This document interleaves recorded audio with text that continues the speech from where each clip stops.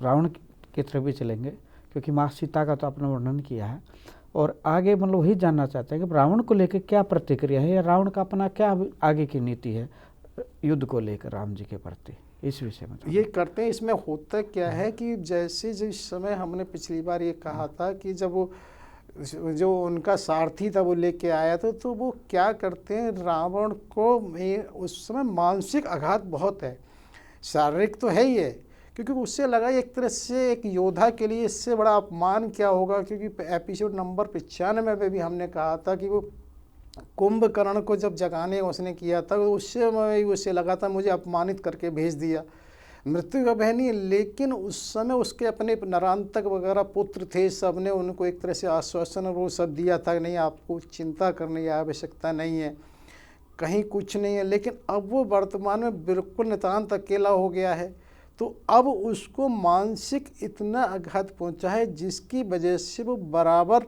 अपने को वारने के लिए लगता है। तो वो क्या करता है कि गुरु शुक्राचार्य के पास वो आता है, और गुरु शुक्राचार्य से इस तरह से वो बात करता है कि मुझे गुरु आप ये बताइए। तो होता है कि गुरु जो शुक्राचार्य हैं वो वहाँ पर उससे इस तरह से कहते हैं कि मैं तो अपने ही गुरु का एक तरह से दैत्य कुल के लिए हूँ, और मेरी जो विद्या है तुम्हारे उसके लिए काम नहीं करेगी। सर मैं यहाँ आपसे एक जानना चाहूँगा कि गुरु शुक्राचार्य ने क्यों मना किया कि मेरी विद्या तुम पर काम नहीं करेंगी, ये तो मेरे कुल पर ही काम करते। तो क्या रावण उनके कुल के नहीं थे क्या? नहीं, इसको हम ऐसे समझ सकते हैं कि होता क्या है कि रावण की जो माता केकसी है, केकसी के दैत्य कुल माना जाता है, ये कुल अलग होता है। तो दैत्य कुल के जो गुरु हैं शुक्राचार्य, जिसको सुतल लोक बोला जाता है। और ये अगर और स्मरण हम कराएं तो हिरण्यकश्यप के समय में जो राजा बलि हुए हैं उनके भी शुक्राचार्य गुरु थे, क्योंकि वो एक तरह से सुतल लोक और पाताल लोक के गुरु रहे हैं। तो माता जो केकसी रावण की हैं वो उसकी हैं, तो उन्होंने ये स्पष्ट रूप से कहा है कि मेरी विद्या मेरा जो दैत्य कुल है उसी पे काम करेगी, तुम्हारे राक्षस कुल पर काम नहीं करेगी। तो वो जब ये रावण देखते हैं कि ये शुक्राचार्य को आसानी से तो मोड़ा नहीं जा सकता, वो सब पे सामदान दंड अपना लेते हैं, क्योंकि ये गुरु शुक्राचार्य हैं। तो तुरंत वो वहाँ पर ये समझ जाते हैं कि मातृ कुल से किसी तरह की मदद नहीं मिलेगी। तो रावण उस समय ये कहता है कि मैं गुरु किसी को जीवित करने के लिए नहीं कह रहा हूँ आपसे संजीवनी विद्या, क्योंकि उन्हें लगा वो कहीं प्रभावित नहीं किया जा सकता, मैं तो केवल आपसे अपनी सुरक्षा के लिए बात करने आया हूँ। तो वो कहते हैं गुरु अगर तुम आ ही गए हो तो मैं तुम्हें निराश नहीं करूँगा। और एक वो मंत्र ये बताते हैं और ये कहते हैं यदि तुम 10,000 10 सहस्त्र एक तरह से वो कर पाए तो तुम को वो वहाँ पर उसी अग्नि कुंड से एक रथ, अश्व और धनुष प्राप्त हुआ जिससे तुम अजय हो जाओगे। जैसा कि मैंने पूर्व में भी अनेक बार चर्चा की है कि हम नवचर, दलचर, थलचर को तो हम समझते हैं कहीं ना कहीं कोई एक अग्निचर की व्यवस्था थी और रहेगी, जहाँ से भी बहुत सारे समय समय पे ऐसा रहा है कि द्रौपदी का भी ऐसा माना जाता है अग्नि से हुआ, तो औरों का भी हुआ है। और ये कई बार मेघनाथ को भी उस समय युग में वहाँ से रथ वगैरह मिले हैं, और यहाँ उसको कहते हैं गुरु शुक्राचार्य।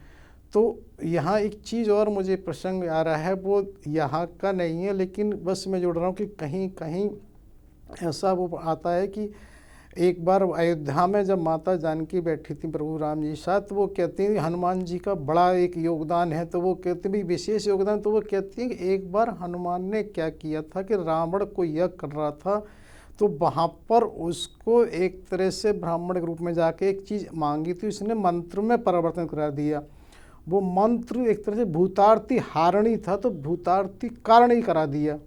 अर्थात दोनों में ये हुआ कि एक तरह से वो कह रहा है कि हमारे दुख पीड़ा को हरने वाली की जगह दुख पीड़ा करने वाली हो गया उसका अर्थ। तो वो उसने मंत्र में परिवर्तन करा के जिससे कि उसका भी बहुत बड़ा योगदान है और उससे वो प्राप्त होता है। तो ये चीज़ मैं इसलिए यहाँ बता रहा हूँ कि और तो कहीं मुझे प्रसंग नहीं मिला, ये प्रसंग है कि हो सकता है कि यहाँ का भी रहा हो। तो यहाँ पर ये चीज़ और महत्वपूर्ण हो जाती है कि जैसे लोगों को लगता है कि ये सब बेकार की बातें हैं, लेकिन आज के परिप्रेक्ष्य में हम इसको ऐसे जोड़ते हैं कि जैसे क्या होता है कि मंत्र है और आहुति है, उसको हम ऐसे जोड़ते हैं जैसे पासवर्ड और OTP। तो क्या होता है, हमारे मंत्र वो पासवर्ड हैं, जितना हम एक्सेस करते जाएंगे और आहुति हमारे यहाँ OTP है उसको डाल के, तो कोई ऐसा प्रोसेस था जिसको अगर वो ऐसा कर पाते तो बार बार, जैसे ना जितना हमारे यहाँ कॉम्प्लिकेटेड सिक्योरिटी है। और इसका एक और तरीका होता है कि किसी भी प्रोसेस को चाहे चेकर करे या हैकर करे, दोनों पर वो सेम एप्लीकेबल हो जाता है। तो अर्थात जो यज्ञ है, चाहे देवता करें, दानव करें, राक्षस करें, ये सबका ऐसा ऑटो सिस्टम है कि ब्रह्मा जी हैं या भगवान शंकर जी हैं, उनको आना ही पड़ता है। ऐसा नहीं किया जा सकता ये राक्षस है। तो इसका अर्थ ये हुआ कि जिस प्रोसेस को आज कोई चाहे चेकर करे या हैकर करेगा तो भी उसको वही परिणाम मिलेगा, और अगर कोई चेकर करेगा तो भी वही परिणाम मिलेगा।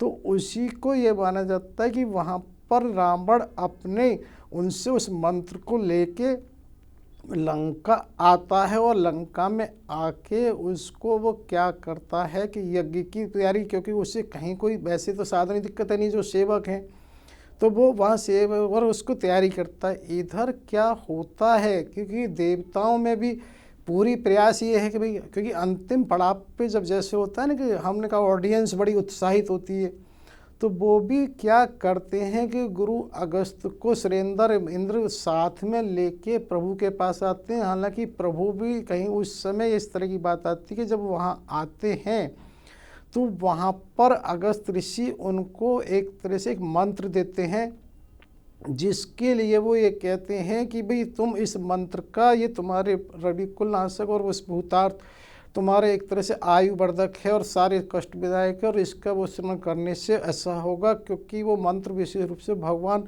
कहना चाहिए कि सूर्य का है, और उसको क्योंकि उनके कुल के भी वो हैं, और उसी को ये कहा जाता है कि इसको करने से तुम्हारे सब तरह के कष्ट होंगे, और इसको 3 बार अगर तुम इसे करना शुरू उसमें तो तुम्हारा वो कल्याण होगा। तो प्रभु उसी समय ऐसा आते हैं कि वो वहाँ पर सूर्योदय का समय होता है, तो वो उनको आचमन करके उसका 3 बार स्मरण करते हैं। और ऐसा भी प्रसंग आता है कि उसी समय जो किरणों से तुरस्य करके कोई वाणी निकलती है।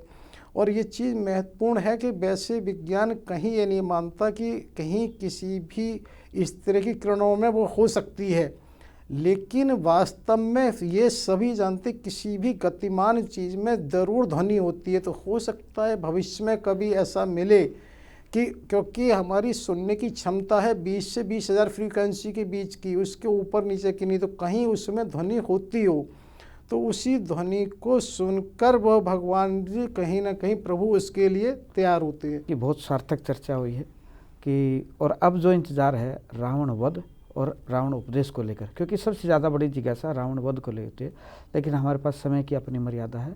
उस चर्चा को हम अगली कड़ी में करेंगे। आज के लिए आपको बहुत बहुत आभार, धन्यवाद। जय सिया राम। आपका भी बहुत बहुत धन्यवाद। सभी श्रोताओं एवं दर्शकों का भी कोटि कोटि आभार, सभी समयदानियों का कोटि कोटि आभार तथा होने वाली गलतियों के लिए क्षमा। जय सिया राम।